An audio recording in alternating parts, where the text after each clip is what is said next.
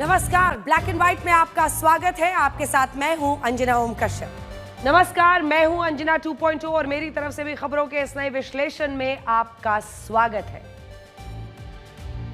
करीब एक हफ्ते पहले पश्चिम बंगाल का मुर्शिदाबाद पुलिस और उपद्रवियों का युद्ध क्षेत्र था और अब ये राजनीतिक दंगल का अखाड़ा बन गया है। मुर्शिदाबाद हिंसा के पीड़ितों का हालचाल लेने के लिए मुख्यमंत्री ममता बनर्जी नहीं गई, लेकिन आज बंगाल के राज्यपाल सीवी बोस पहुंच गए।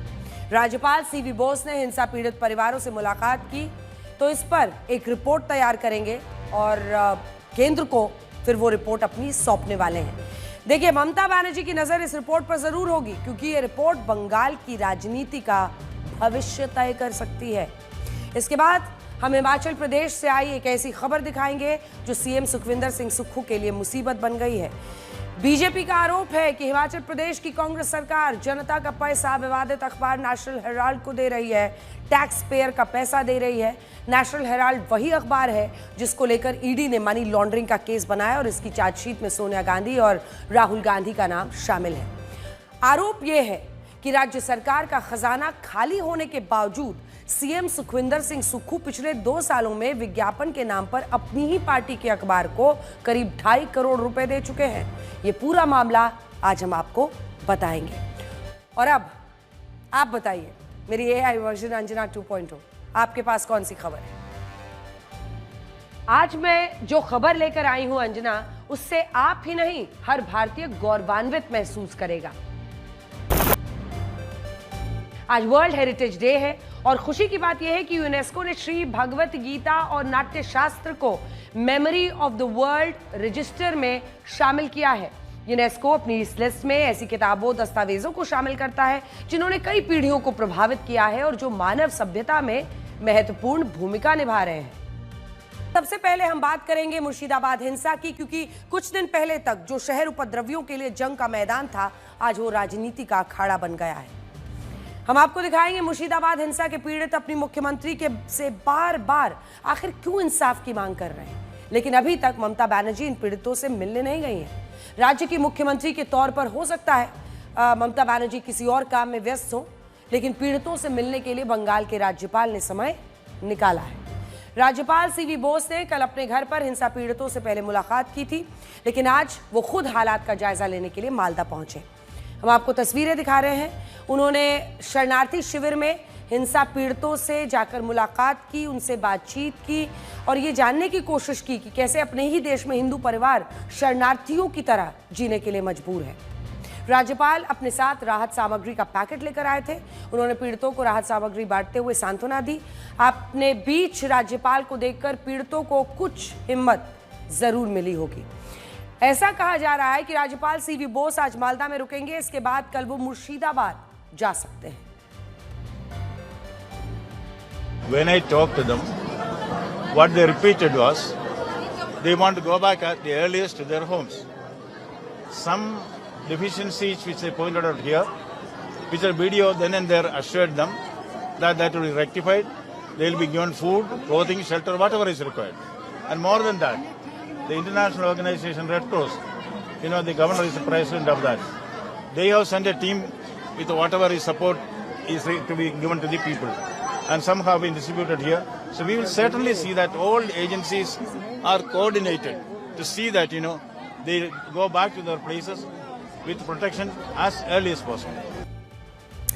हालांकि हम यहाँ ये जरूर कहना चाहते हैं कि पीड़ितों का हाल चाल लेने के लिए मुख्यमंत्री को आना चाहिए था, क्योंकि इन्हीं लोगों के वोट से आज वो सत्ता में है। लेकिन हिंसा के इतने दिनों के बाद भी ममता बनर्जी ने पीड़ित परिवार की सुध नहीं ली है, उनसे मिलने वो नहीं गई हैं। वक्फ कानून के खिलाफ 8, 11 और 12 अप्रैल को मुर्शिदाबाद के शमशेरगंज, सूती, धूलिया, जंगीपुरा जबरदस्त हिंसा हुई थी। तस्वीरें हमने आपके सामने रख दी हैं। 3 लोग इसमें मारे गए थे। इस हिंसा को लेकर हाईकोर्ट में सरकार ने कबूल किया है कि उपद्रवियों ने हिंदुओं को टारगेट किया था और पुलिस पर भी घातक हथियारों से हमला किया था। ये खुद पश्चिम बंगाल की पुलिस ने हाईकोर्ट को बताया है और लिखा है कि हिंदू परिवारों पर मुसलमानों ने हमला किया। मुर्शिदाबाद हिंसा के बाद बीजेपी इस बात पर जोर दे रही है कि बंगाल में हालात बहुत खराब हो चुके हैं और इसीलिए यहां राष्ट्रपति शासन लगना चाहिए। अब राज्यपाल सीवी बोस हिंसा पीड़ितों से मिलने के बाद एक बाकायदा रिपोर्ट तैयार करने वाले हैं जिसे वो केंद्र सरकार को भेजेंगे। अगर उन्हें हालात सामान्य नहीं दिखे तो मुमकिन है कि कुछ बड़े फैसले लिए जा सकते हैं। संविधान के अनुच्छेद 356 के तहत राज्यपाल राष्ट्रपति शासन लगाने की सिफारिश कर सकते हैं। इस स्थिति में राज्य सरकार गिर जाएगी। हालांकि इसके आसार फिलहाल कम हैं। फिर भी ममता बनर्जी को इस बात का डर जरूर है। शायद इसीलिए उन्होंने कल अपने एक बयान में राज्यपाल से बाकायदा अपील की थी कि वो मुर्शिदाबाद ना जाएं, क्योंकि वहां अभी स्थिति ठीक नहीं है। আমি রিকোয়েস্ট করব এই মুহূর্তে সিচুয়েশন কেউ যেন আমরা গিয়ে লোকাল ছাড়া আর সিচুয়েশনকে আমরা যেন কেউ কি বলবো যে শান্তির বাতাবরণ ফিরে এসেছে, যে এখন মানুষের কাছে যেটা প্রয়োজন সেটা হচ্ছে কনফিডেন্সটা বিল্ড আপ করা। সেই কাজটা প্রশাসন করছে। তা নাহলে আমি নিজেও যেতে পারতাম, তাহলে আমি যাচ্ছি না কেন? আমি তো যাবো ঠিক টাইমে। আমি অ্যাপিল করব মাননীয় রাজ্যপাল মহাশয়কে, please wait few days more. আমাদের স্টেট উইমেন কমিশনও যেতে চেয়েছিল, তাদেরও আমরা বলেছি please just wait few days more, কিছুদিন অপেক্ষা করুন। वैसे आज मालदा में हिंसा पीड़ितों से मिलने के लिए केवल सीवी बोस ही नहीं गए थे, राष्ट्रीय महिला आयोग और मानवाधिकार आयोग की टीम भी आज गई थी। हम आपको तस्वीरें दिखा रहे हैं। इन टीमों ने भी पीड़ितों से बातचीत की। लोगों ने खुद पर हुए जो अत्याचार थे उसकी दर्दनाक कहानियां बताई।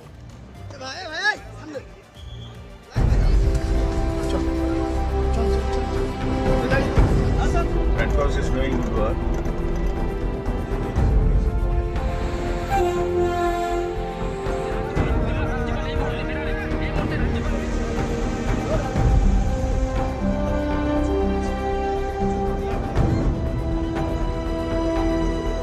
वैष्णव नगर मालदा के उस कैंप के सामने है जहां पे राज्यपाल फिलहाल लोगों के साथ जो अंदर है उनसे मीटिंग कर रहे हैं। और बाहर जो देखा जा रहा है बहुत लोग प्रदर्शन जो है वो कर रहे हैं। जो हुआ था मुर्शिदाबाद में उसको लेकर ये लोग जो हैं वो प्रदर्शन कर रहे हैं।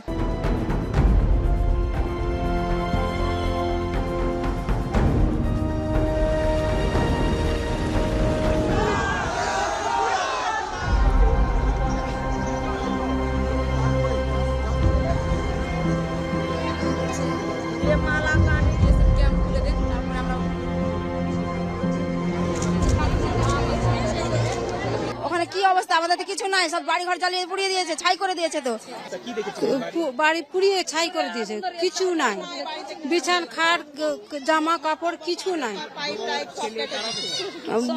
সব এখানেই আছি। হ্যাঁ, আমরা সবাই খাওয়া দাওয়া করে ঘরে ঘুমিয়েছিলাম, হঠাৎ করে ঝামেলা হলো, তারপরে ঘরে আগুন টাগুন জ্বালিয়ে দিল, কোনো রকম ভাবে বেরিয়ে এসেছি। আগুন জ্বালালো মানে কিভাবে? আগুন পেট্রোল ঢেলে সবকিছু লুটপাট করে, সোনার মালা ছিল, কানের ছিল, গরু ছিল, সবকিছু নিয়ে চলে গেল, ছাগল ছিল। एक 6 महीने का बच्चा है और ये लोग दोनों ही इस कैंप में है मालदा में। কত বয়স ওর? 6 মাস না 6 মাসের কম? 6 মাস। 6 মাস। আপনার নাম? আমার নাম বেবি মন্ডল। ঘরে আগুন লাগিয়ে দিয়েছে, অ্যাসিড ঢেলে দিয়েছে, গয়না গাটি যা ছিল টাকা পয়সা সব নিয়ে গেছেন। ওকে কিভাবে নিয়ে এলেন? মানে সমস্যা হলো না যে? হবে না, সমস্যা অনেক হয়েছে, একের পর এক ঘর ভাঙছে, একের চলে আসছি, আবার ওর ঘরে ঢুকিয়ে বেড়াচ্ছি বাচ্চাকে নিয়ে নিয়ে।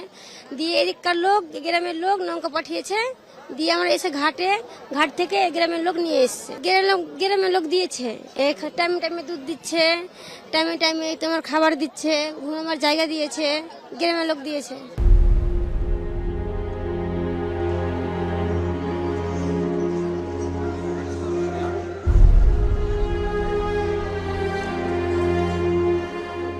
यहाँ पे जब देख सकते हैं बहुत महिलाएं हैं, मोस्टली महिलाएं ही देखे जा रहे हैं। महिलाएं हैं और बच्चे हैं। जो महिलाएं और बच्चे जो दावा कर रहे हैं कि शनिवार से ही यहाँ पर आए हैं और यहाँ पर आने के बाद से वो लोग जो है यहाँ पर रुके हुए हैं। अभी यहाँ पे इस कैंप में जो महिलाएं हैं, बच्चे हैं, उन सभी को मैं मिली हूँ। उनके साथ क्या बीती है इसके बारे में उन्होंने अभी मुझे बताया है, अवगत किया है। हम उनके साथ बात भी कर रहे हैं, पर मैं इतना एक ही बात कहूंगी कि जो वो बात कह रही है, ये बात बहुत कल्पना के बाहर से है। इन महिलाओं को बहुत तकलीफ हुई है, इनके घर भी जले गए हैं, इनसे फोर्सफुली इनको घर से बाहर निकाल दिया गया है, इनके साथ अनेक सेक्सुअल असॉल्ट भी हुए हैं, और बच्चों के साथ भी जो भी गहने, जो भी कुछ चीजें थी वो भी उनकी तो ले ही ली है, पर बच्चों के साथ भी उन्होंने ले लिया है। ऐसी बातें वो कह रही है। मैं अभी उनके साथ बात कर रही हूँ। मुझे लगता है कि मैंने अभी और उनके साथ बात करने की जरूरत है।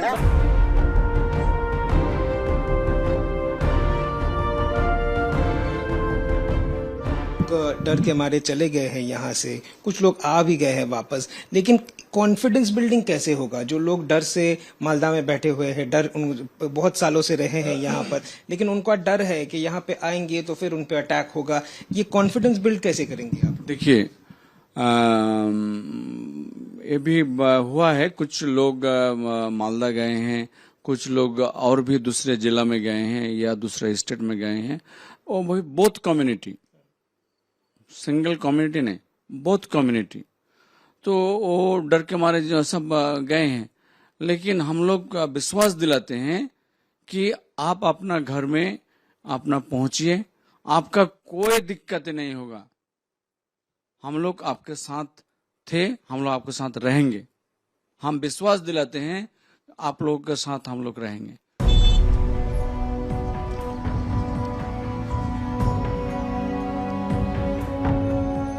एक हफ्ते पहले धुलियान ने भयंकर हिंसा देखी थी, और उसी के बाद से यहाँ पे पुलिस की तैनाती जो है वो बहुत ही ज्यादा बढ़ चुकी है। ठीक एक हफ्ते पहले इसी समय पे यहाँ पे बहुत ज्यादा हिंसा देखी गई थी, और उसके बाद हाईकोर्ट की तरफ से जो आदेश मिला था कि सेंट्रल फोर्स को भी यहाँ पे डिप्लॉय कर दी जाए। आज उसी इलाके में शमशेरगंज के पुलिस स्टेशन के बाहर की जो परिस्थिति है, इस पूरे इलाके में बहुत ज्यादा फोर्स डिप्लॉयड है।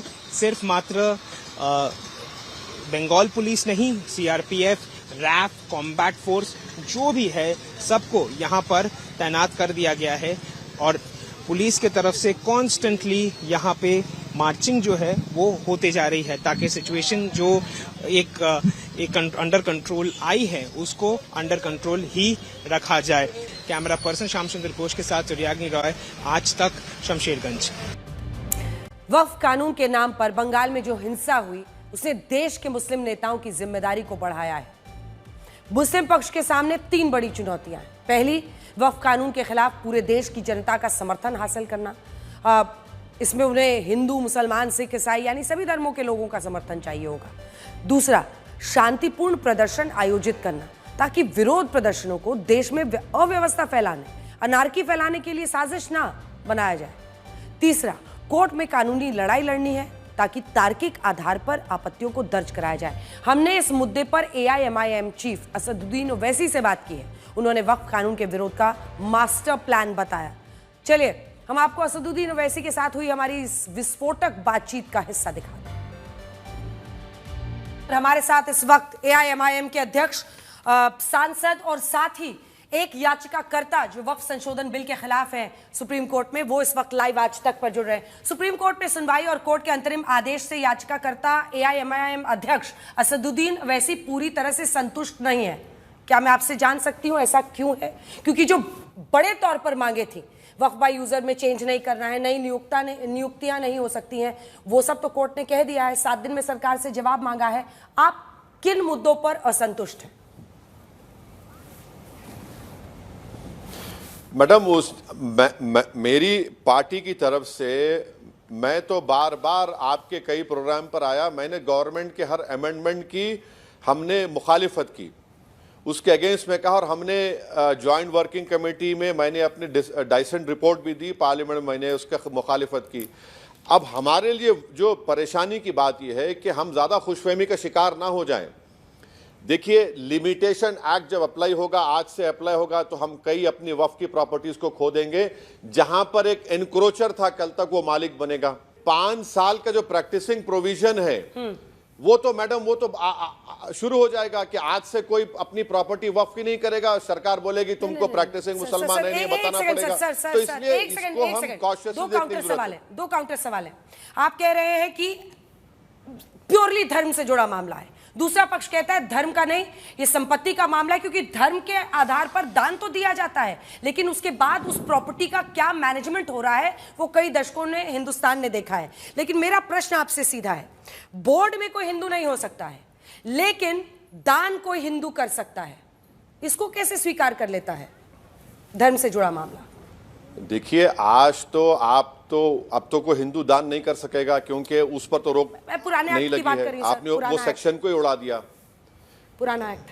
नहीं मैडम, अब तो पुराना एक्ट नहीं रहा ना। नहीं मैडम, पुराने एक्ट में तो हिंदू दान कर सकता था। हाँ। अब नए कानून में तो हिंदू दान नहीं कर सकता। जब हिंदू दान नहीं करेगा सर, या फिर कोई भी गैर मुस्लिम नॉन मुस्लिम जब दान नहीं कर सकेगा तो आप कैसे उसको मेंबर बनाएंगे? आप पुराना एक्ट चाहते हैं तो क्या आपको हिंदुओं का दान कबूल है?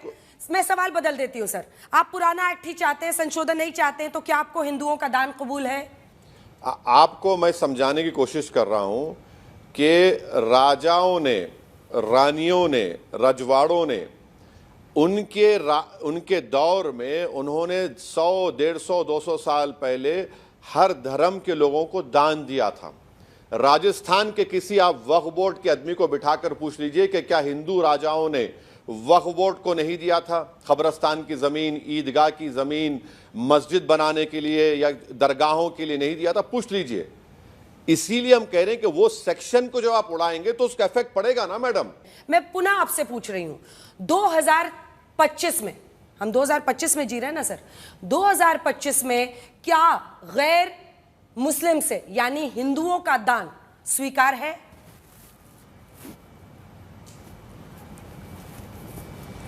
एक बात सुनिए, कॉन्स्टिट्यूशन में हिंदू एंडोमेंट बोर्ड को मुसलमान दे सकता है, क्रिश्चियन दे सकता है, सिख दे सकता है, मगर उसके एडमिनिस्ट्रेशन में नहीं बैठ सकता। सर एक बार बोल दीजिए ना कबूल कैसे है। कर रहे हैं आप बताइए हमको। पूरा झंझट ही खत्म हो जाएगा, मुझे 5 बार नहीं पूछना पड़ेगा सर। अरे आप कह रहे हैं कि कबूल है, दान कबूल है लेकिन बोर्ड में कबूल नहीं है, यही कह रहे हैं ना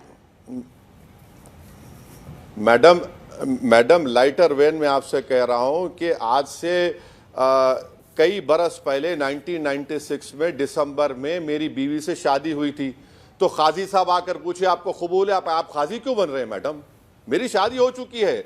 देखिए जब 95 के एक्ट में ये प्रोविजन था, अरे जो प्रोविजन था, अरे सुन तो लीजिए, नहीं सुन तो मेरी मैडम मेरी बात सुन लीजिए। अगर कोई हिंदू धर्म के लोग, ईसाई धर्म के लोग, सिख धर्म के लोग जो नॉन मुस्लिम है वो दान देना चाह रहे हैं तो यकीनन वक्फ की प्रॉपर्टी बनती है, ये बनेगी वो, ठीक है। यकीनन वक्फ बोर्ड को अगर कोई देना चाह रहा है तो कबूल है, कोई बात नहीं, ठीक है। तो दान कबूल है लेकिन बोर्ड में व्यक्ति कबूल नहीं है। इस नियम से क्या आजम खान प्रभारी मंत्री बन के कुंभ का आयोजन कर सकते हैं? एक मैडम, आजम खान किस कैपेसिटी में थे? मिनिस्टर थे ना आजम खान, और आजम खान को खमियाजा उसी का भुगतना पड़ा कि आज उनकी जिंदगी खतरे में पड़ चुकी है। आजम खान जब मंत्री थे या आजम खान थे बताइए? आजम खान उस वक्त कैबिनेट के मंत्री थे, उनको क्या मुसलमान के तौर पर बनाया गया या फिर मंत्री के तौर पर बनाया गया बताइए? वो मंत्री थे। ठीक है, जब कोई मंत्री बन जाता है उसके बाद उसके मजहब देखने की जरूरत नहीं है, लेकिन कोई अगर जज है, अगर कोई कलेक्टर है तो उसके मजहब को देखने की जरूरत है। मैं अगले बिंदु पर आ रही है सर, अगला सवाल तो सुनिए। आप ये कह रहे हैं बार बार कि ये धर्म से जुड़ा मामला। अब देखिए सवाल ये संपत्ति का है, कितनी प्रॉपर्टी, जो कि मैं हर बार आपको बताती हूँ सर, वक्फ बाय यूजर, खाली आपको हम बता दें, वक्फ बाय यूजर की 22.20 लाख प्रॉपर्टीज है और पूरी जो प्रॉपर्टीज है उसका हिसाब किताब है। दिल्ली शहर के बीचों बीच वक्फ की प्रॉपर्टी मुतवलियों के साथ मिलजुल कर एक व्यक्ति को दे दी जाती है और वो 5 स्टार होटल वहां चला रहा है, वो 5 स्टार होटल मौजूद है। अब ऐसे में आप बताइए कि 5 स्टार होटल के लिए कोई दान देता है? अगर कोई मुस्लिम व्यक्ति इस्लाम में वक्फ को मानकर वक्फ करता है जमीन, तो वो किसके लिए करता है? कि जो गैरतमंद जिनको भी जरूरतमंद लोग हैं उनको ये फायदा मिले इसका। लेकिन वहां तो साहब 5 स्टार होटल चल रहा है। तो मेरा आपसे प्रश्न ये है कि ये 5 स्टार होटल अगर चल रहा है तो आप आगे के लिए डरा रहे हैं, लेकिन इस भयावह सच्चाई को कौन देखेगा कि इतने बड़े पैमाने पर भ्रष्टाचार हो रहा है सर, इतने बड़े पैमाने पर अलग अलग जगहों पर भ्रष्टाचार हो रहा है, और कितने अस्पताल, कितने स्कूल, कितनी यूनिवर्सिटी, कितना फायदा महिलाओं को पहुंचाया गया है इस वक्त से। अगर आपके पास डेटा हो आप बता दें। मैडम अब ये लिमिटेशन एक्ट के जरिए तो वो मालिक बन गया ना। आप लिमिटेशन एक्ट, मोदी जी ने लिमिटेशन एक्ट अप्लाई कर दिया तो 5 स्टार होटल का मालिक हो गया वो। अगर लिमिटेशन एक्ट अप्लाई नहीं होता तो मैं उसके लिए लड़ता ना आज भी। अगर किसी ने गलती की तो हम तो लड़ते। आपने लिमिटेशन एक्ट अप्लाई करके आपने उसको दे दिया। अब रहा सवाल आपका कि कितने स्कूल चल रहे। मैं आपको दावत दे रहा हूं, मेरे साथ आप हैदराबाद को आइए। हैदराबाद से 2 घंटे के फासले पर गुलबर्गा है। मैं आपको आपके स्कूल कॉलेज सब देखा हुआ है। मैं इंडिया की बात कर रही हूं। सुन तो लीजिए मेरे, मैं इंडिया की बात कर रही हूं। अरे मैडम सुन तो लीजिए, मैं अपने कॉलेज की नहीं बात कर रहा हूं। सुन तो लीजिए आप। हैदराबाद से 2 घंटे के फासले पर गुलबर्गा एक इलाका है। ख्वाजा बंदा नवाज रहमतुल्लाह अलैह की दरगाह है, जो चिश्तिया सिलसिले का बहुत बड़ा मरकज है। वहाँ मेडिकल कॉलेज है, इंजीनियरिंग कॉलेज है। मैं आपको बता रहा हूँ कि 1955 में उस वक्त के मुतवल्ली ने मुस्लिम बच्चियों को पढ़ाने के लिए एक बैल बंडी को पर्दा लगाकर मुस्लिम बच्चियों को बिठाकर स्कूल में फ्री पढ़ाते। आप चलकर तो देखिए। आपको बीजेपी वाले एक नोट लिखकर भिजा रहे हैं, पूछो इनसे, पूछो ये कुछ नहीं। वाले भाई वो अंधे हैं, वो नफरत में डूबे हुए हैं। कम से कम आप उनके दिए हुए कागज को एक्सेप्ट मत करिए। कोई प्रोपेगेंडा नहीं है सर, आपके पास कोई डेटा नहीं है। आप हैदराबाद और हैदराबाद के बाद गुलबर्गा पहुंचे, उससे ज्यादा आप नहीं बता पाए। आप मुझे नंबर्स नहीं दे पाए। मैं तो पूछ रही हूं ना सर, कितने हॉस्पिटल्स, आप नंबर दीजिए। और ये 1-2 नहीं, दशकों के हिंदुस्तान में वक्फ की गई जमीन से कितने अस्पताल। सच्चर कमेटी ने क्यों कहा था सर, जिस सच्चर कमेटी को आप बार बार कोट करते हैं, उन्होंने कहा था कि 10 लाख करोड़ का फायदा हो सकता है, प्रॉफिट हो सकता है, 10% प्रॉफिट हो जाए तो। सच्चर कमेटी ने कहा था ना सर। सच्चर कमेटी ने क्या कहा था? आप पढ़ते नहीं है ना सच्चर कमेटी को। सच्चर कमेटी ने कहा था कि पब्लिक प्रीमाइसेस एविक्शन एक्ट का पावर वक्फ बोर्ड को दीजिए, आपने नहीं दिया। सच्चर कमेटी ने कहा था कि दिल्ली 120 प्रॉपर्टीज जो सरकार के कब्जे में, जिसकी कीमत 7,000 करोड़ 2008 में, दीजिए, आपने नहीं दिया। सच्चर कमेटी ने कहा था कि 180 वक्फ प्रॉपर्टीज इलीगल ऑक्यूपेशन में एएसआई के वापस करिए, आप वापस नहीं करते। सच्चर कमेटी ने कहा था कि उर्दू नोइंग ऑफिसर होना चाहिए, आप ज्वाइंट सेक्रेटरी को अपॉइंट कर रहे हैं ताकि कोई मुसलमान ना बने। मैडम, सच्चर कमेटी के ये सब रिकमेंडेशन गवर्नमेंट भूल जाएगी। जो लोग खा रहे हैं वक्फ के नाम पर जमीन, उनका क्या इलाज है फिर? मैं जवाब दूं मैडम, मैं जवाब दूं? आप ही ने कहा था छोटा सवाल पूछिए। आप सुनिए उसका जवाब। हाँ मैडम, उसका जवाब एक ही है कि लिमिटेशन एक्ट क्यों अप्लाई कर रहे हैं आप। मैडम, अगर कोई कब्जा करके बैठा है वक्फ की जायदाद पर, उसको तो नरेंद्र मोदी आज से वो मालिक बन जाएगा, वो म्यूटेशन कराएगा जाकर। अरे भाई, आप हिंदू धर्म के ऊपर लिमिटेशन एक्ट अप्लाई नहीं होता मैडम। आप लिमिटेशन एक्ट अप्लाई कर कह रहे हैं कि तू 12 साल से काबिज है, तू मालिक बन जाएगा। अरे भाई, क्यों दे रहे हैं उनको आप? यही तो हम कह रहे हैं कि आज की तारीख से मालिक बन जाएगा। इवैक्यू वक्फ प्रॉपर्टीज में कई काबिज हैं, सरकार के पास जाएगी, सरकार उनको मालिक बना देगी। नुकसान किसका हो रहा है मैडम? वक्फ बोर्ड का नहीं हो रहा तो किसका हो रहा है बताइए? वक्फ बोर्ड का नहीं हो रहा है सर, उनाम मुसलमानों का हो रहा है। उनाम मुसलमानों का हो रहा है जिनको इस वक्फ की जमीनों से, जायदादों से फायदा मिलना चाहिए था। हम लोग सड़कों पर भी लोगों से मिलते हैं सर। असदुद्दीन ओवैसी साहब, देखिए सर, लड़ने के लिए तो बैठे नहीं है सर, लेकिन एक दूसरी राय भी है जो आपको सुननी चाहिए। हम लोग भी लोगों के बीच में जाते हैं और जब उनसे पूछते हैं कि आपको वक्फ की जमीन से, वक्फ बोर्ड से कुछ फायदा मिला है, अनेकों मुसलमान हमें मिलते हैं सर जो डिनाई करते हैं कि उनको आज तक कोई भी फायदा नहीं मिला है। इस ऑफिस में ही अनेकों मुस्लिम है जिनसे मैंने पूछा, उन्होंने सीधा एक लाइन में कहा, आज तक नहीं मैम, कोई फायदा नहीं मिला है, हमें तो पता भी नहीं क्या करते हैं वो। मैडम, मैं आपसे कह रहा हूं कि वक्फ बोर्ड से आप कह रहे हैं कि ये नहीं हुआ, वो नहीं हुआ। अरे भाई, आप सच्चर कमेटी ने 2014 में मुख्तार अब्बास नकवी ने इलीगल ऑक्यूपेंट्स को निकालने के लिए बिल इंट्रोड्यूस किया। क्यों मोदी सरकार ने उसको वापस ले लिया? लिमिटेशन एक्ट क्यों अप्लाई कर रहे हैं आप? कोर्ट ने Waqf by user can not be deleted, Waqf board और वक्फ काउंसिल में कोई नियुक्ति नहीं होगी, ये सब कहा है कोर्ट ने। और जो वक्फ बाय यूजर के कैरेक्टर में कोई बदलाव नहीं होगा, साफ साफ कह दिया। आप हमेशा आर्टिकल 26 का उल्लंघन कहते थे, लेकिन सुप्रीम कोर्ट ने कहा कि धारा 26 इस मायने में धर्मनिरपेक्ष है, यह सभी समुदायों पर लागू होती है। हिंदुओं के लिए भी राज्य में कानून बनाए गए हैं, संसद ने मुसलमानों के लिए भी कानून बनाया है। धारा 26 संसद को कानून बनाने से नहीं रोकती। तो आपका जो मेन आर्ग्यूमेंट था, आपको नहीं लगता है कि वो नहीं ठहर पाया? ओरल ऑब्जर्वेशंस कोई को ऑर्डर में रिफ्लेक्ट हुआ क्या, बताइए आज के? फिर सुप्रीम कोर्ट ने आज क्यों बोला कि वक्फ बोर्ड और सेंट्रल वक्फ काउंसिल को कॉन्स्टिट्यूट नहीं होना चाहिए? मैडम, ये लोग आपको बोलते नहीं है, ये लोग जो है ना, जो आपको बोल रहे हैं ना, बीजेपी के कार्ड होल्डर हैं ये लोग। मैंने बता दिया सर, ओरल ऑब्जर्वेशन ये कोर्ट का सवाल से ये कह के थोड़ी आप निकल सकते हैं कि ओरल ऑब्जर्वेशन मायने नहीं रखता है। आजकल तो अदालतें ओरल ऑब्जर्वेशन ज्यादा देती हैं। हाँ, आप तो अयोध्या भी नहीं माने थे सर, जब कोर्ट का ऑर्डर आया था, आपने उसको भी चैलेंज किया था। मैडम, कोर्ट के जजमेंट से डिसएग्री करना ये मेरा राइट है, अगर मैं उसकी तौहीन नहीं कर रहा हूं तो। मगर उसी राम मंदिर के जजमेंट में वक्फ बाय यूजर को अपहेल्ड किया गया था। आज वो सरकार उसके ऑपोजिट काम कर दी ना, कानून बनाकर। जब सरकार भूल गई क्या? ओवैसी साहब, अब मैं आपकी जमीर से जुड़ा हुआ एक सवाल आपसे पूछना चाहती हूँ। आपने अनेकों जगह पर कहा कि इस देश में मुसलमानों की मॉब लिंचिंग की जा रही है। कोर्ट ने भी मुर्शिदाबाद हिंसा को गलत ठहराया। जब आपसे पूछा गया कि चंदन दास और उनके पिता की मॉब लिंचिंग की गई मुर्शिदाबाद में, तो आपने कहा ये सवाल मुझसे मत पूछिए, आप ये पश्चिम बंगाल सरकार का मैं प्रवक्ता नहीं हूं, वहां पर पूछिए। आज मैं आपसे पूछती हूं और मैं पूछूंगी आपसे। मैडम, मैं आपको बहुत अच्छा कि आपने सवाल ने बहुत अच्छा कि अंजना ओम कश्यप ने बड़ा एहसान किया मुझसे सवाल पूछकर। तो पहले सवाल के जवाब में मैंने कहा कि वहां की सरकार जवाब देगी। जब हिंसा का सवाल इन दो अंग्रेजी चैनल के हस्बैंड एंड वाइफ ने पूछा तो मैंने कहा मैं इसको कंडेम करता हूं। और फिर उन्होंने कहा था कि वो दो हिंदू धर्म के लोगों की मॉब लिंचिंग हुई, तो मैंने कहा एक पुलिस फायरिंग में मुसलमान भी मारा गया, मैं उस वायलेंस को कंडेम करता हूं। ये सब छोड़ दीजिए ना सर, आप बोलिए कि मॉब लिंचिंग जो बंगाल में हुई है उस पर ओवैसी साहब आज कितना गुस्सा दिखा सकते हैं, कितना गुस्सा उनको आ रहा है? मैडम, जो मॉब लिंचिंग बंगाल में मुर्शिदाबाद में हुई, मैं उसको कंडेम करता हूं। जिस तरीके से देश में पीलू खान, इखलाक और जहां जहां हुआ है, हम हर मॉब लिंचिंग की कंडेम करते हैं।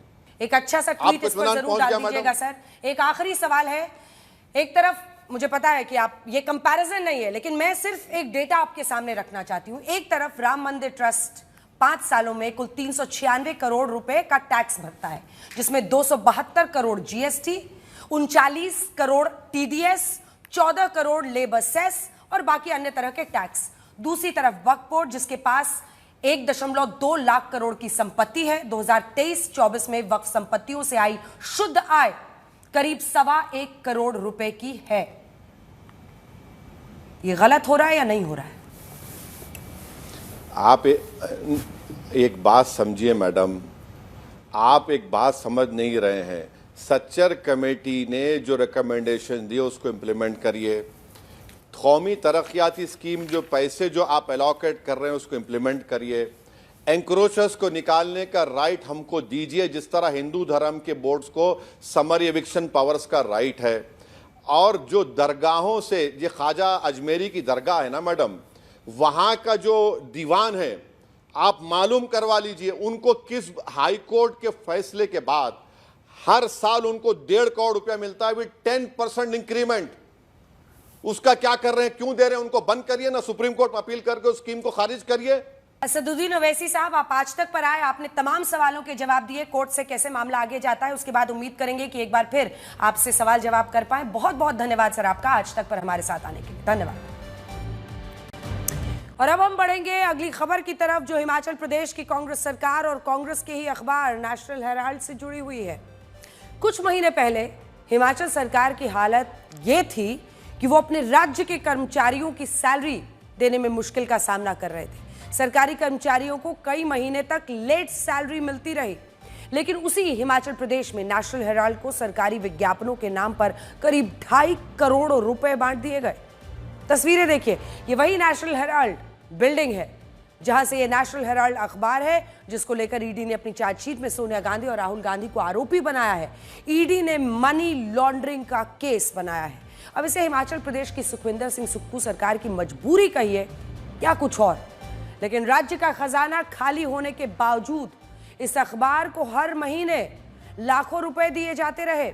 मेरे पास पूरी रिपोर्ट है, क्योंकि हम जब ब्लैक एंड व्हाइट में आते हैं तो पूरी जानकारी और रिसर्च के साथ आते हैं। ये वो कागजात हैं जिसमें सरकार की तरफ से दिए गए पूरे खर्च का लेखा जोखा है, किस अखबार को कितना पैसा दिया गया। आप सोचिए कि जिस राज्य सरकार में अभी डेट यानी ऋण 1 लाख करोड़ पहुंच गया है, वो सरकार 2 करोड़ विज्ञापन में नेशनल हेराल्ड को दे रही है। अब ऐसे में सवाल पूछे ही जाएंगे। हम आपको दिखाते हैं इसमें पूरी जो जानकारी है। लगभग 10.5 करोड़ रुपए, ये जो आप देख रहे हैं 10.5 करोड़ रुपए खर्च किए जा रहे हैं और एक एक करके सारे पन्ने देख लीजिए।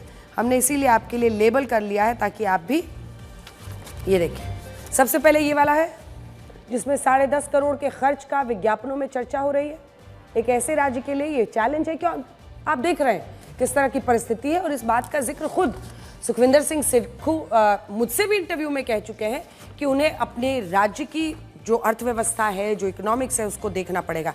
अब देखिए इस पेज पर इसी नेशनल हेराल्ड वीकली को, अखबार को, ये देखिए 2 लाख, 4 लाख, 2 लाख और ये जून 2023 का है और तब से सारा खाका है इसमें। हमने इसीलिए सारे लेबल्स लगा लिए। अब ये पीला वाला लेबल हटाकर हम आपको दिखाते हैं। ये देखिए यहाँ पर दिए गए हैं 12 लाख 25 तारीख को और ये अक्टूबर की बात है और फिर ये 4 लाख, ये जो 2 आप हाईलाइटेड देख रहे हैं। ऐसे ही बार बार पैसे दिए गए हैं। ये आ जाइए, उसके बाद आ जाइए अगले वाले पे, ये आ गया।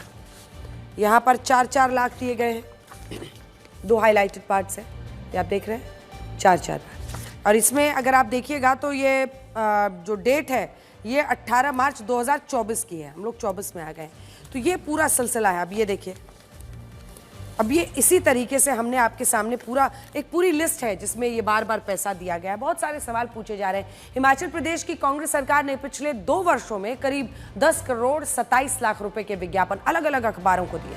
इसमें से करीब 25% रकम उन्होंने कांग्रेस पार्टी के अखबारों को दे दिए।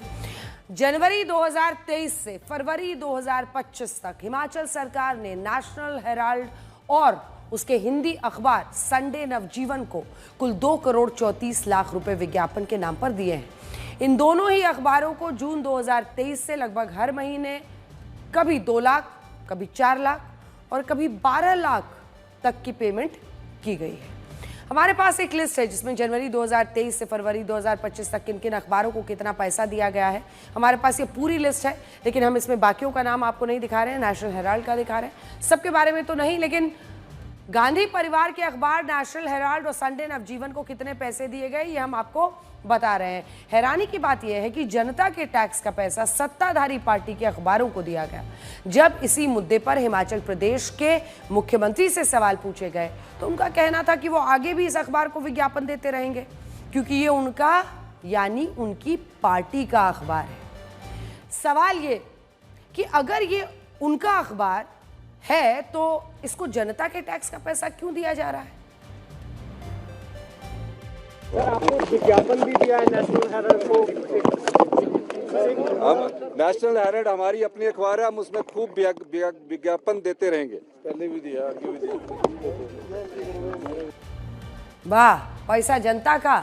बहरहाल हिमाचल प्रदेश पर इस वक्त करीब 1 लाख करोड़ का कर्ज है। जैसा कि हम आपको बता रहे हैं, कुछ महीने पहले तक सरकारी कर्मचारियों को टाइम पर सैलरी नहीं मिल पा रही थी और पिछले साल सितंबर से ही सरकारी कर्मचारियों की सैलरी हो, पेंशन हो, देने में देरी शुरू हो गई थी और ये परेशानी उन्हें करीब 3-4 महीने तक झेलनी पड़ी थी। सिर्फ यही नहीं, पिछले महीने तो हिमाचल सरकार ने 2 सरकारी योजनाओं को चलाने के लिए मंदिरों से चढ़ावे का पैसा मांग लिया था। इसको लेकर मुख्यमंत्री सुखविंदर सिंह सुक्खू की खूब आलोचना तक हुई थी। पिछले साल अक्टूबर में एक खबर आई कि हिमाचल प्रदेश सरकार घरों में टॉयलेट सीट लगाने वालों पर 25 रुपए का टैक्स लगाने की तैयारी कर रही है। इस मामले पर खूब विवाद हुआ, जिसके बाद सरकार ने सफाई देते हुए कहा कि ऐसा कोई आदेश नहीं दिया गया। अगर कांग्रेस के कार्यकर्ता, कांग्रेस के नेता अपने जन्मदिन की या अपनी किसी एडवर्टाइजमेंट को देना चाहते तो अपने जेब से अपना पैसा खर्च के दें। Why taxpayer money should be spent on this? एक यहां पर अरविंद केजरीवाल जी का मॉडल था, जब टैक्स पेयर का पैसा दिल्ली की जनता का सैकड़ों करोड़ रुपया केवल अपना चेहरा दिखाने के लिए दे दिया जाता था। दूसरा मॉडल ये नेशनल हेराल्ड का है, जहां देश की जनता की गूढ़ कमाई, वो कांग्रेस की राज्य की सरकारें केवल एक परिवार, एक पार्टी के अखबार को चलाने के लिए करोड़ रुपए दे दिए जाते हैं। ये कांग्रेस मॉडल ऑफ करप्शन बेशर्मी के साथ चोर मचाए शोर ही नहीं, एक तो चोरी और ऊपर से सीना जोरी करने की बात है। कैसे किसी राज्य का चुना हुआ मुख्यमंत्री या उस पार्टी के मंत्री इस तरह के बयान दे सकते हैं? जो नेशनल हेराल्ड के मामले में जो 2 करोड़ से ऊपर की जो एडवर्टीजमेंट दी गई है, एक कॉपी उनकी आती नहीं है हिमाचल प्रदेश, लेकिन उसके बावजूद भी दे दी। और मुख्यमंत्री कह रहे हैं कि मैं जो मर्जी करूं, हमारी सरकार है, हमारा अखबार है, हम इसको जितना मर्जी दें, ऐसा नहीं दे सकते हैं। ये दान देने का अधिकार आपका नहीं है। ये हिमाचल प्रदेश के लोगों के जो है खून पसीने की कमाई है, टैक्स पेयर जो है का पैसा है, और उसको आप इस प्रकार से जो है एक परिवार को लुटाने के लिए नहीं दे सकते हैं। तो मैं ये सरकार से पूछना चाहूँगा कि किसी भी अखबार को कोई भी विज्ञापन की राशि जारी करने से पहले कुछ नियम है, कुछ प्रावधान है। Registrar bureau of newspaper of India या ऑडिट ब्यूरो ऑफ इंडिया के द्वारा कुछ नियम तय किए गए हैं। कोई भी अखबार जिसका सर्कुलेशन 25,000 से अधिक हो, या हिमाचल में जिसका अखबार का सर्कुलेशन 3,000 कॉपी प्रतिदिन से अधिक हो, और वो डेली अखबार होना चाहिए। परंतु नेशनल हेराल्ड भी कोई अखबार है, यह हिमाचल के लोगों को इस विवाद के बाद मालूम पड़ा है। और सबसे दुर्भाग्यपूर्ण बात तो यह है, उस पर माननीय मुख्यमंत्री जी ये कहते हैं नजर आए हैं कि नेशनल हेराल्ड हमारा अपना अखबार है और हम इसको आगे भी विज्ञापन देते रहेंगे। बात एक ऐसी खबर की जो आपकी सेहत से जुड़ी हुई है। सिर दर्द, सर्दी, जुकाम, बुखार जैसी बीमारियों का इलाज आप कैसे करते हैं? क्या आप इसके लिए डॉक्टर से सलाह लेते हैं या फिर खुद ही डॉक्टर बन जाते हैं? रिपोर्ट्स की माने तो ज्यादातर भारतीय इस तरह की बीमारियों का इलाज खुद ही कर लेते हैं या फिर मेडिकल स्टोर वाले से बोलकर कोई भी दवाई खा लेते हैं। एक साधारण सी पैरासिटामोल जो कुछ देर के लिए आपको राहत तो दे देती है, लेकिन ये राहत आपको आने वाले वक्त में कितनी बड़ी मुश्किल में डाल सकती है, ये हम आपको बताते हैं। अमेरिका में रहने वाले डॉक्टर पलानियप्पन ने भारतीयों और डोलो को लेकर कहा है कि भारत के लोग डोलो 650 को ऐसे खाते हैं जैसे टॉफी खा रहे हो। यानी जिस तरह लोग शौक से स्वाद के लिए टॉफी, चॉकलेट खाते हैं, वैसे ही कुछ लोग छोटी छोटी बात पर हरारत है, दिक्कत है, खा लो एक डोलो 650। डॉक्टर पलानियप्पन के इस दावे में कितना दम है, सबसे पहले इसे समझते हैं। देखिए, डोलो 650 टैबलेट पैरासिटामोल का एक ब्रांड है। पैरासिटामोल एक जेनरिक सॉल्ट है जिसका इस्तेमाल आमतौर पर दर्द और बुखार में किया जाता है। फार्मा कंपनीज क्रोसिन, कैलपॉल या डोलो जैसे अलग अलग ब्रांड्स हैं जो पैरासिटामोल सॉल्ट को ही अलग अलग नाम से बेचती हैं। जिस वक्त देश में कोविड फैला उस वक्त डोलो खाने का चलन बन गया क्योंकि पावरफुल था ये सिर्फ पैरासिटामोल 500 नहीं बल्कि ये डोलो 650 है। क्योंकि कोविड बीमारी के शुरुआती लक्षण सर्दी, जुकाम, दर्द, ये सब डोलो खाना आसान रास्ता बन गया। कोविड के बाद डोलो का एक ऐसा चलन आया कि उसने कई पॉपुलर पैरासिटामोल ब्रांड्स को रिप्लेस कर दिया। वक्त के साथ ये लोगों की आदत बन गई। किसी रिश्तेदार या दोस्तों के बीच बुखार या दर्द का बस जिक्र कीजिए और सामने से आएगा एक डोलो खा लो। डोलो खाने की सलाह जरूर दी जाती है, लेकिन ये सलाह ऐसी है जिसे दुश्मन को भी नहीं देनी चाहिए। ऐसा क्यों? चलिए अब उसे भी समझने की कोशिश करते हैं। साल 2020 से 2022 के बीच भारत में करीब 350 करोड़ डोलो टैबलेट्स बिकी हैं। 350 करोड़। रोजाना करीब 52 लाख लोग डोलो टैबलेट खा रहे थे। यहां तक कि डॉक्टर्स भी डोलो प्रिस्क्राइब करने से पीछे नहीं हट रहे थे। इन 2 सालों में डोलो लोगों की आदत बन गई। हल्का दर्द, बुखार महसूस हुआ नहीं कि पैरासिटामोल खाना है, आप डोलो खा लेते हैं।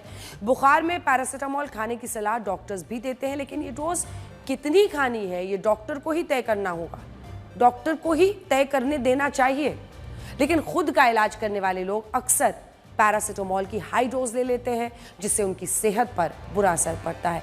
एक वयस्क जो व्यक्ति है, अडल्ट आदमी, 24 घंटे में अधिकतम 4000 मिलीग्राम पैरासीटामोल ही ले सकता है।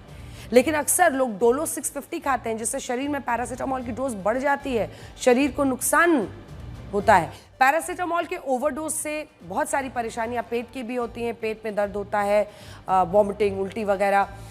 इतना ही नहीं, ये आपके लिवर को नुकसान पहुंचाता है लॉन्ग टर्म। ज़्यादा डोज से किडनी फेल्स हो सकती है।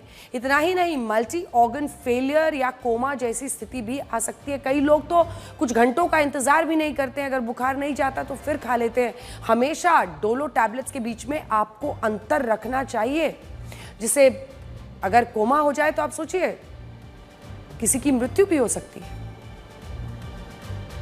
ये दवाई लीवर और किडनी इन दोनों को बहुत बुरी तरह से इफेक्ट करती है। उसके साथ साथ पेट में अल्सर भी करती है।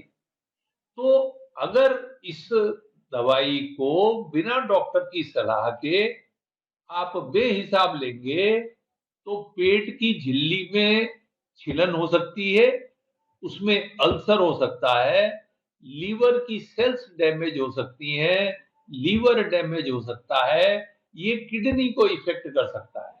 डोलो 650 अगर बुखार है 100 से अधिक है, या हाथों पैरों में दर्द है, बदन दर्द है और सिर दर्द है, आप खा सकते हैं केवल 1 या 2 दिन तक। उसके बाद आप अपने डॉक्टर से परामर्श लें, सलाह लें, उसी के बाद उसको कंटिन्यू करें। तो डॉक्टर्स जो कह रहे हैं उसको ध्यान से सुनिए, खुद डॉक्टर मत बनिए। अगर ऐसी मुश्किल होती है तो आपको ज़रूर डॉक्टर से सलाह लेनी चाहिए। आपने पैरासीटामोल के खतरे तो देख लिए, लेकिन यहाँ ये भी समझना ज़रूरी है कि आखिर ये सॉल्ट भारत में इतना क्यों बिकता है। हम आपको बताते हैं। आबादी ज़्यादा होने की वजह से भारत में संक्रमण तेज़ी से फैलता है, खासकर मतलब ये जो वायरल बीमारियां हैं, सर्दी, जुकाम, बुखार, ऐसी बीमारियां फैलती हैं। एक को परिवार में हुआ तो फिर सबको होता है। भारत में मौसम भी करीब आप देखिए तो 6 बार बदलता है, और मौसम के ट्रांजिशन के वक्त इस तरह के संक्रमण फैलने का खतरा बढ़ जाता है।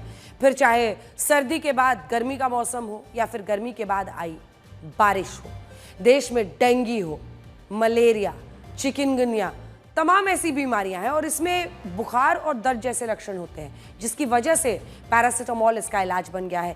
कंपनीज की ओर से ब्रांडिंग ही ऐसी की गई है कि अगर आपको बुखार के बारे में ना पता चल रहा हो तो पैरासीटामोल खा लीजिए।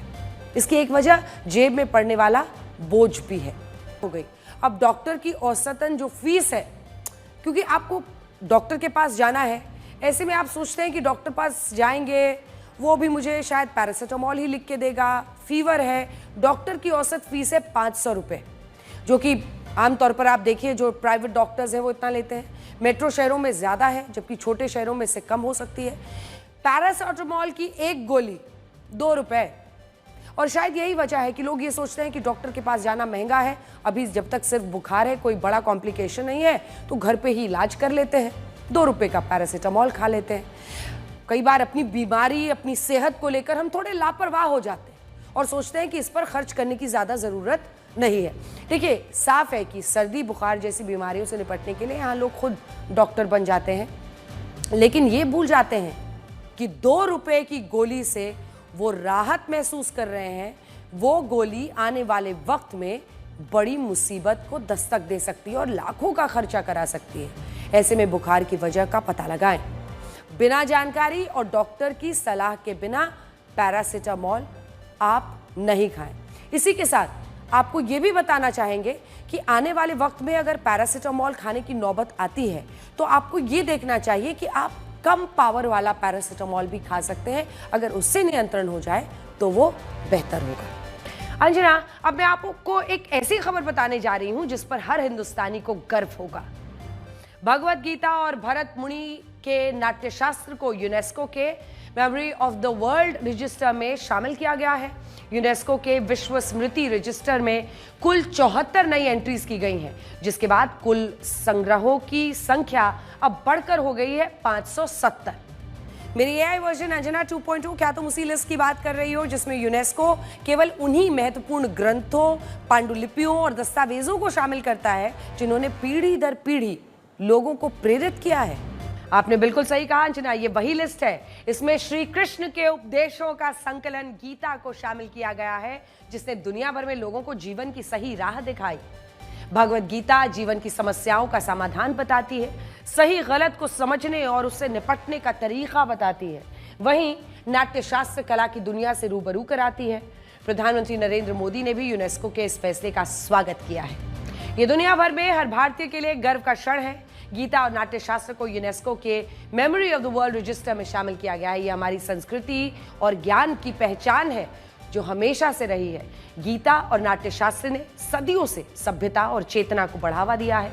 इनकी बातें आज भी दुनिया को प्रेरणा देती हैं। भगवत गीता के बारे में जो लोग काफी कुछ जानते हैं, लेकिन भरत मुनि के नाट्य शास्त्र के बारे में आज अपने दर्शकों को हमें बताना चाहिए। नाट्य शास्त्र संगीत और नाटक पर सबसे पहला साहित्य है। इसकी रचना संस्कृत भाषा में की गई और इसमें कुल 36 अध्याय है, जिसमें लगभग 6000 श्लोक हैं। ये ग्रंथ केवल एक नाट्य कला की पुस्तक नहीं, बल्कि ये संगीत, नृत्य, अभिनय, मंच सज्जा, वेशभूषा, भाव भंगिमा, संवाद, रंगमंच की संरचना, निर्देश जैसे तमाम पहलुओं को विस्तार से वैज्ञानिक वर्णन प्रस्तुत करता है। सोचिए, देश की इस अनमोल धरोहर ने दुनिया के लिए एक अलग विधा का रास्ता खोला है, जो अलग अलग तरीकों से आज हमारे सामने है। फिर चाहे वो संगीत हो, फिल्मी दुनिया हो या फिर डांस हो, इसका जनक कहीं ना कहीं नाट्य शास्त्र को माना जा सकता है। वही भगवत गीता भी भगवान श्री कृष्ण और अर्जुन के बीच संवाद में जीवन का मतलब समझाया गया है। इसमें भक्ति, कर्म, बुद्धि, ज्ञान का जिक्र किया गया है, जिसे दुनिया की कई संस्थाओं ने अपने सिलेबस में शामिल किया। Sunita Williams, will Smith, Jackman जैसी दुनिया की बड़ी बड़ी हस्तियां खुद को गीता से प्रभावित बताते हैं। पूरी दुनिया में अब तक 40 करोड़ भगवत गीता की पुस्तक बिक चुकी है, जबकि 80 करोड़ कुरान और 500 करोड़ बाइबल की पुस्तकें बिकी। अगर धर्म के हिसाब से इसकी तुलना करें तो दुनिया में हिंदुओं की आबादी करीब 121 करोड़ है, जबकि मुस्लिम 190 करोड़ और क्रिश्चियंस 240 करोड़। यहाँ यह भी समझना जरूरी है कि हिंदू धर्म कोई एक धार्मिक ग्रंथ नहीं है। ये रामायण, रामचरितमानस, वेद, श्रीमद् भगवत गीता जैसे कई ग्रंथ हैं, जबकि इस्लाम और ईसाई धर्म के मुख्य तौर पर एक ही धार्मिक ग्रंथ है। इतना ही नहीं, कई देश ऐसे हैं जहां कुरान रखना अनिवार्य है। पाकिस्तान, मलेशिया, सऊदी अरब, तुर्की, ये ऐसे देश हैं जहां स्कूल के पाठ्यक्रम में कुरान अनिवार्य है, जबकि गीता के साथ ऐसा नहीं है। भगवत गीता जीवन का एक दर्शन है और जीवन में इसकी अहमियत को देखते हुए ही यूनेस्को ने इसे शामिल करने का फैसला किया है।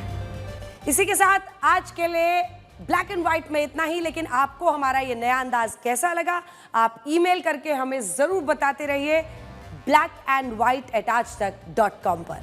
और आप मेरे बारे में भी अपनी राय दे सकते हैं। और कुछ मेल्स आए हैं अपने दर्शकों के, वो आपको जल्दी से दिखा देते हैं। ये हमारे एक व्यूअर हैं रविंद्र ढोलकिया, लंबा चौड़ा इन्होंने मेल लिखा है। सबसे अच्छी बात है कि इन्होंने अपनी राय, और वो कह रहे हैं कि दिन भर की जो बड़ी खबरें हैं उसको आपका बताने का अंदाज बहुत सरल है और हमारे लिए उसको दोनों सरकार और ऑपोजिशन के पर्सपेक्टिव से समझते हैं। दिलचस्प ये है कि उन्होंने पूरी, मतलब इतने लंबे मेल में उन्होंने ये वाले पूरे पैराग्राफ में मुर्शिदाबाद और फिर वक्फ बोर्ड पर भी लिखा है, अपनी राय भी दी है, तो आपकी इन बातों को ज़रूर शामिल करेंगे। हमारे एक और व्यूअर हैं वरिंद्र कुमार, जिन्होंने ये मेल लिखा है और सबसे दिलचस्प बात यह है, presentation of programme is high, बहुत खुश हैं वो इस बात से। लेकिन ये वरिंदर साहब ने न सिर्फ अपना मोबाइल नंबर भेजा है, बल्कि बताया है कि अपने मोबाइल पर वो 8:53 का अलार्म लगाते हैं, क्योंकि वो कह रहे हैं कि 8:55 पर आपका कार्यक्रम शुरू हो जाता है। तो आप जैसे तमाम दर्शकों से हमारी हौसला अफजाई होती है, ऐसे ही मेल भेजते रहिए। और कितनी अजीब बात है, गरीब आदमी अगर ज़मीन पर बैठ जाए तो वो उसकी औकात कहलाती है, और अगर अमीर आदमी ज़मीन पर बैठ जाए तो वो उसका बड़प्पन कहलाता है। नमस्कार।